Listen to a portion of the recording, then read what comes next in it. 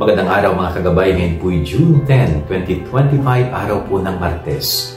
Pinapaalalahanan po tayo ng Panginoon para sa ating misyon, na tayo ay patuloy na maging asin sa sanlibutan at maging ilaw. Anong ibig sabihin po nito? Bilang asin, tayo nawa ang patuloy na mangangalaga sa ating kapwa, tayo nawa ang palaging mag-preserve ng ating pananampalataya, hindi natin sisirain.